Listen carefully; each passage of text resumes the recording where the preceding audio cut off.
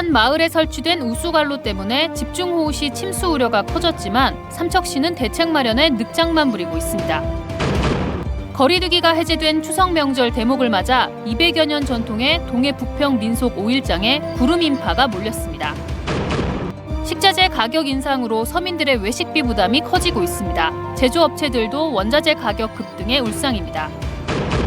국민의힘 권성동 원내대표가 사퇴를 선언하면서 도내 보수 정가에도 변화가 예상됩니다. 안녕하십니까. 뉴스데스크 강원입니다. 태풍 흰남노는 큰 피해 없이 지나갔지만 또다시 태풍 발생 소식이 들려오면서 삼척의 한 마을이 크게 걱정하고 있습니다. 폭우가 쏟아질 때마다 마을 숙박단지를 지나가는 우수관로로 인해 마을이 침수되거나 건물이 붕괴될 위험에 놓여 있기 때문인데요. 국민권익위원회가 이미 작년에 해당 지역을 공공위험시설로 지정관리하라는 안전대책을 주문했지만 삼척시는 용역 핑계만 대고 있습니다. 김영호 기자가 보도합니다.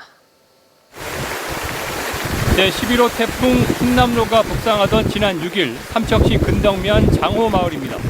거센 빗줄기 속에 농경지에 설치된 배수관로를 따라 물줄기가 흘러갑니다. 배수관로는 마을의 한 주택 담장 아래로 연결됩니다.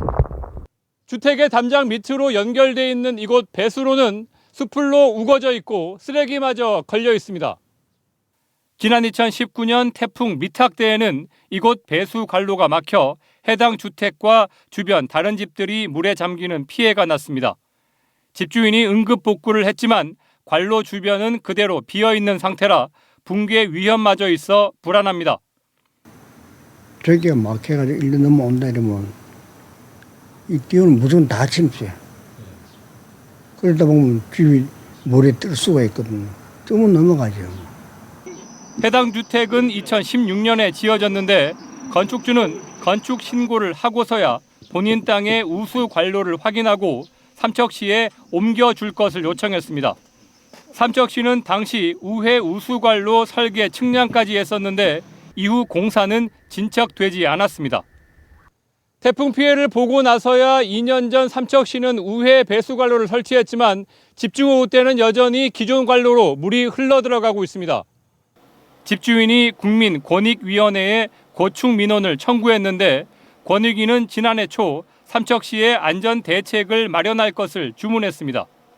해당 주택의 우수관로를 소규모 공공시설과 위험시설로 지정 관리하라는 겁니다. 그런데도 삼척시는 1년 반이 넘도록 용역 조사를 핑계로 아무런 대책을 내지 않고 있습니다. 그 용역이 23년까지 마무리가 되면 그 결과에 따라 가지고 위험도 평가를 실시를 해서 대책을 방안을 마련하려고 지금 준비 중에 있는 사항입니다.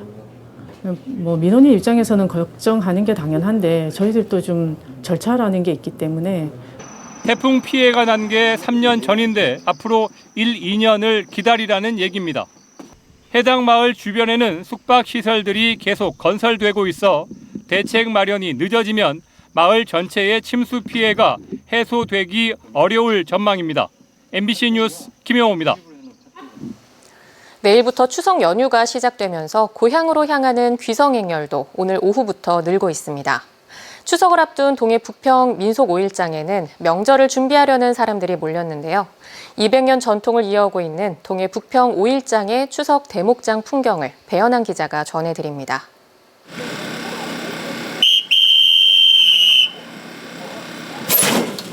뻥튀기 소리가 5일 장터에 요란하게 울려 퍼집니다.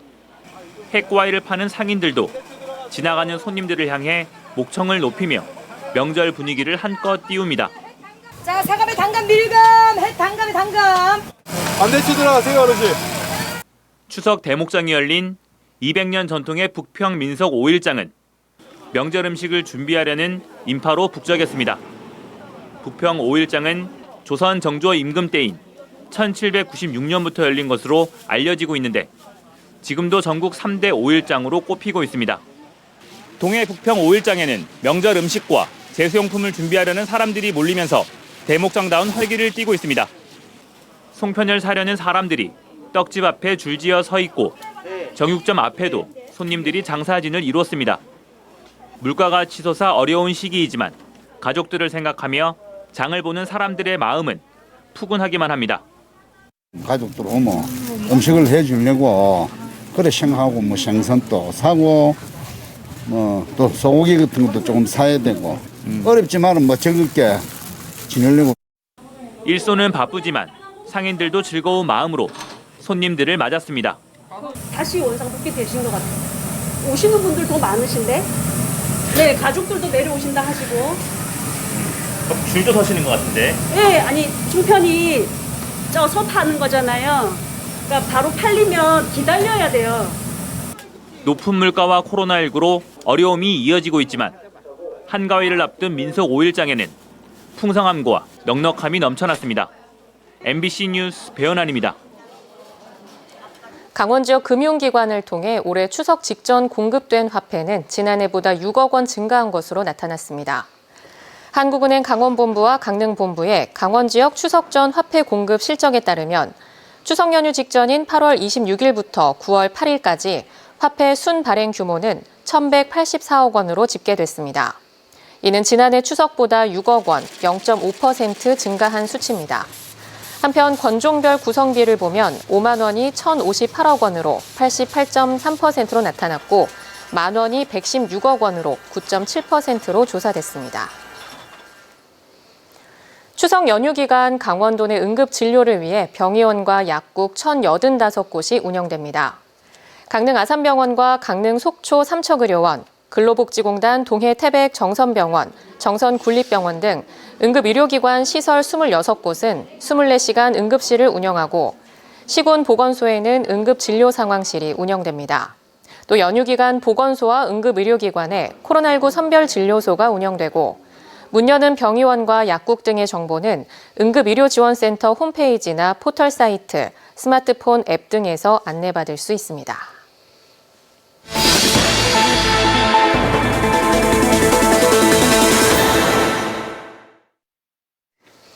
요즘 식당마다 음식값을 안 올린 데가 없고 각종 원자재 가격과 기름값이 모두 크게 올랐습니다. 급격한 물가 상승이 서민 경제에 부담을 키우고 있습니다. 김인성 기자입니다. 동해시의 한 해물요리 음식점은 지난달 아귀찜 가격을 5,000원 올렸습니다. 아귀는 물론 고춧가루, 콩나물, 미더덕 등 음식 재료가 모두 큰 폭으로 올랐기 때문입니다. 물가가 오를 만큼 올려야 되는데 또 그렇다고 너무 많이 확 올릴 수 없잖아요. 그래 올면 기대먹기로 그냥 조금 올리고 그냥 하는 거지. 요즘 물가 상승으로 가장 부담이 느껴지는 항목 중 하나가 외식비입니다. 어떤 메뉴를 골라도 2천 원에서 많게는 몇천 원까지 비싸졌습니다. 고깃집이나 냉면집, 커피숍 하다못해 친구들 만나서 밥 먹고 커피숍 가고 뭐하고 해도 물가가 너무 올라가지고 진짜 너무 좀 부담스러워. 어디 밖에서 나가서 먹기가.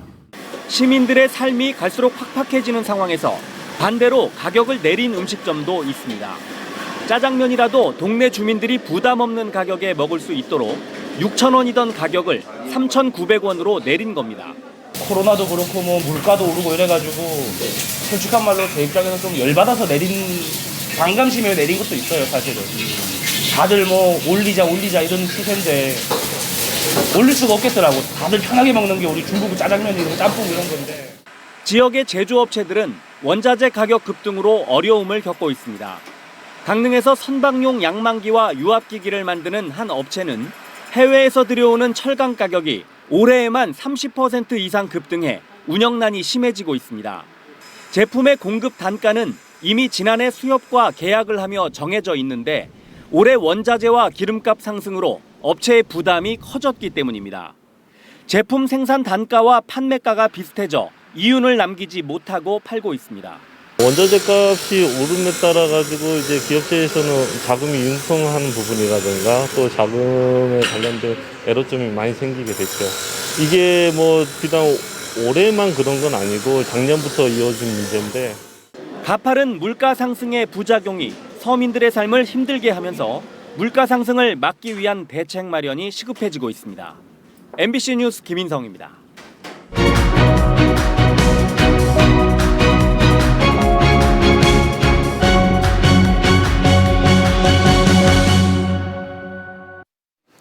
국민의힘 권성동 원내대표가 오늘 원내대표직 사퇴를 선언함에 따라 지역 정가에도 변화가 예상되고 있습니다.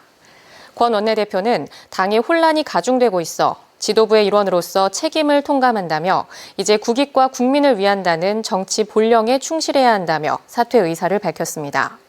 한편 2020년 총선 과정에서 당시 미래통합당 공천심사에서 배제된 권 의원은 무소속으로 출마해 당선됐고 이후 복당해 국민의힘 원내대표로 도내 보수 정계를 아울러왔습니다. 신경호 교육감이 교육격차 해소와 교육력 회복을 위해 내세웠던 2022 강원학생 성장진단평가가 11월 실시됩니다. 초등학교 4학년에서 6학년, 중학교 2, 3학년을 대상으로 국어, 영어, 수학 3과목에 대해 평가하며 초등학교 4학년은 영어를 제외한 2과목만 치릅니다. 평가는 희망학교에 한해 실시하고 11월 중순 이후 학교별 학사 일정에 맞춰 실시합니다. 도교육청은 평가 실시 전에 설문조사와 공개포럼 등 다양한 의견을 수렴하고 진단평가 결과에 따라 개인별 맞춤형 학력을 진단하고 맞춤형 학습을 지원한다고 설명했습니다. 강릉시 주문진읍에 추진되는 폐기물 매립장 조성 사업에 대한 반대 여론이 인근 지역인 양양군으로 확산되고 있습니다. 강릉시 주문진읍과 연곡면, 양양군 현남면 주민으로 구성된 폐기물 매립장 반대 공동대책위원회는 오늘 기자회견을 열고 원주지방환경청이 주문진읍과 인접한 다른 읍면에는 환경영향평가 내용을 제대로 알리지 않고 평가 항목에 해양환경 분야를 넣지 않는 등 이해할 수 없는 행태를 보이고 있다며 강릉시에 사업 반대 의사를 전했습니다. 원주지방환경청은 주민들의 의견을 일부 받아들여 환경영향평가 의견 수렴 기간을 오늘 16일까지로 연장했지만 해양환경은 해당이 안 된다며 평가 항목에서 제외한 상태입니다. 강원도에서는 오늘 하루 코로나19 확진자가 2,275명 추가됐습니다. 시군별로는 강릉에서 286명, 동해 134명, 속초 96명, 태백 88명, 삼척 57명, 양양 45명, 고성 44명, 정선 33명이 추가됐습니다. 이에 따라 강원도 누적 확진자는 69만 9,157명으로 늘었고 전체 병상 가동률은 35%를 보이고 있습니다. 강원 뉴스 마칩니다. 시청해주신 여러분 고맙습니다.